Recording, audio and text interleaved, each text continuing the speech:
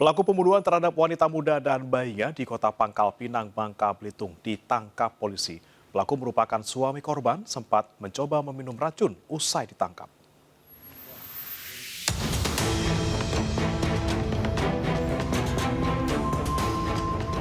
Tim gabungan Polda Bangka Belitung dan tim Naga Polresta Pangkal Pinang berhasil meringkus pelaku pembunuh ibu dan anak yang berusia 1 tahun di perumahan area Kelurahan Temberan, Pangkal Pinang, Bangka Belitung. Pelaku berinisial R, 26 tahun, merupakan suami korban. Pelaku ditangkap tim gabungan di tempat persembunyiannya di Kecamatan Marawang, Kabupaten Bangka.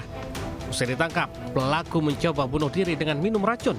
Beruntung nyawanya masih terselamatkan setelah dilarikan ke RSUD di Pangkal Pinang.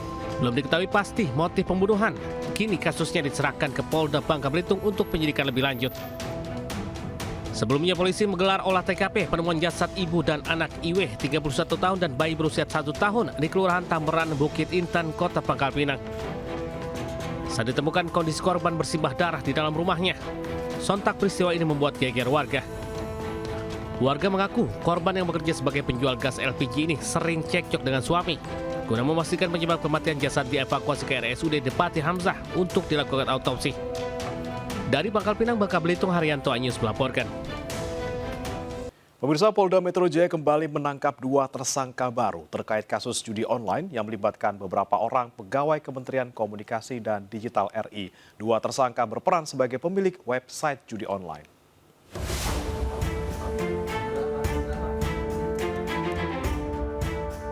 Tim Opsnal Subdit Jatan Ras Direktorat Reserse Kriminal Umum Polda Metro Jaya menangkap 1 dari 2 tersangka baru kasus judi online yang melibatkan beberapa orang pegawai Kementerian Komunikasi dan Digital RI.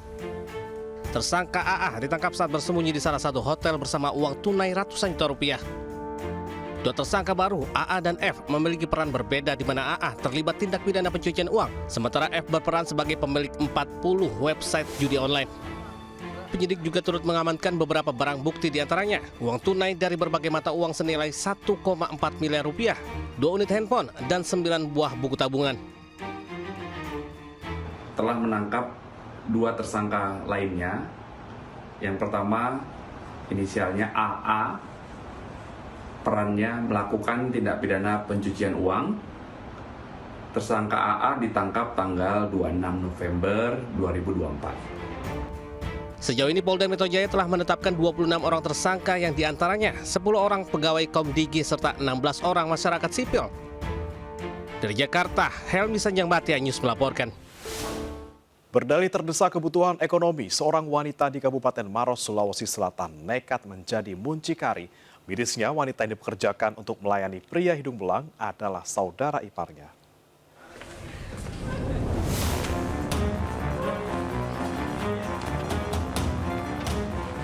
Seorang wanita berinisial EP digiring polisi usai ditangkap di sebuah kamar hotel di Kecamatan Marusu, Kabupaten Maros, Sulawesi Selatan. Wanita 27 tahun ini ditangkap lantaran terbukti menjadi muncikari dalam bisnis prostitusi online terhadap wanita berusia 26 tahun berinisial HH. Pelaku memasang tarif dari Rp300.000 hingga Rp500.000 setiap jasa layanan seks yang ditawarkan olehnya melalui aplikasi kencan. Pelaku mengambil keuntungan sekitar Rp50.000 untuk sekali transaksi. Mirisnya, wanita yang dipekerjakan oleh pelaku untuk melayani pria hidung belang merupakan saudara iparnya.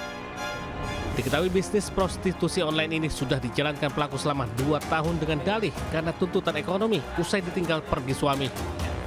Di hotel yang sama, petugas juga meringkus muncikari lain yang merupakan seorang mahasiswa berinisial AK yang mempekerjakan siswa berusia 17 tahun. Hubungan antara mucikari dengan korbannya merupakan saudara ipar. Mereka statusnya apa? Janda? Mereka statusnya janda. Pelaku mucikari memosting foto dan akun yang tersedia di aplikasi micet. Akibat perbuatannya, para pelaku dijerat dengan pasal tentang pemberantasan tindak pidana perdagangan orang dengan ancaman hukuman 15 tahun penjara. Dari Kabupaten Maros, Sulawesi Selatan, Wahyu Ruslan Ayus melaporkan.